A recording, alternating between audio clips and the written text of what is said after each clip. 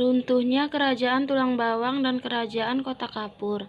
Nama kelompok: Claudia Firsia, Lutfi Aurelia, Rizka Aulia, Jara Anggraini, Keila Pratiwi. Kerajaan Tulang Bawang. Kerajaan Tulang Bawang terletak di daerah yang kini dikenal dengan nama Lampung, Sumatera. Kerajaan ini diperkirakan berdiri pada abad ke-5 hingga ke-7 Masehi dan merupakan salah satu pusat kekuasaan di wilayah Sumatera bagian selatan.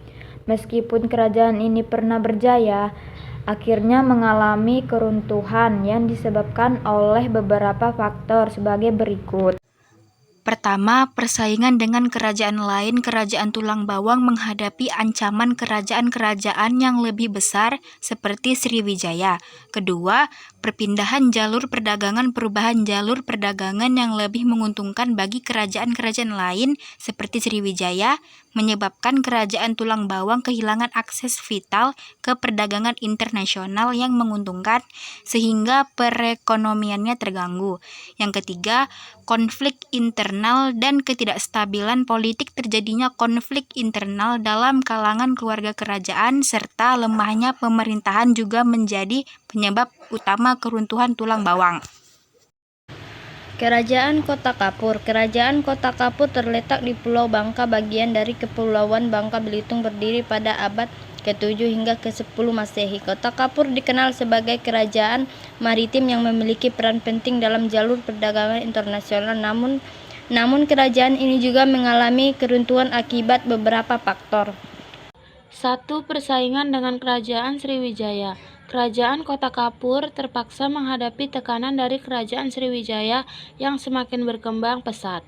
Sebagai kerajaan yang menguasai jalur perdagangan utama di Selat Malaka, Sriwijaya sangat mendominasi wilayah maritim, sehingga Kota Kapur kehilangan banyak keuntungan perdagangan. 2. Serangan dari kerajaan lain. Selain persaingan dengan Sriwijaya, Kota Kapur juga menghadapi serangan dari kerajaan-kerajaan lain, seperti Majapahit, yang memiliki ambisi untuk menguasai kawasan maritim. Serangan-serangan ini menyebabkan keruntuhan secara bertahap. 3. Penurunan ekonomi dan sosial. Kerajaan Kota Kapur mengalami penurunan ekonomi yang drastis akibat berkurangnya volume perdagangan serta pergeseran pusat ekonomi ke wilayah lain.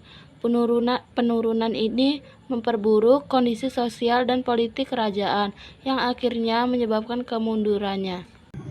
Dampak keruntuhan Kerajaan Tulang Bawang dan Kerajaan Kota Kapur.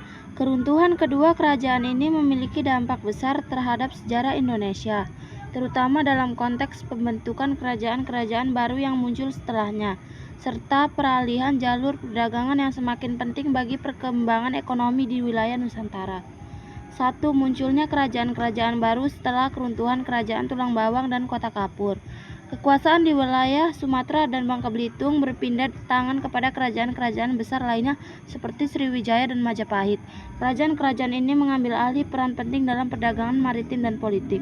2. Perubahan jalur perdagangan. Peralihan jalur perdagangan yang sebelumnya melalui Kota Kapur dan Tulang Bawang mulai beralih ke wilayah yang lebih strategis, terutama di Palembang yang menjadi pusat kerajaan Sriwijaya. Hal ini mengubah peta ekonomi kawasan Indonesia. 3. Pergeseran sosial dan budaya. Runtuhnya kedua kerajaan ini juga membawa perubahan dalam struktur sosial dan budaya masyarakat di wilayah tersebut. Pengaruh budaya dari kerajaan lain seperti Sriwijaya mulai terasa di daerah-daerah yang sebelumnya berada di bawah kekuasaan Tulang Bawang dan Kota Kapur. Kesimpulan.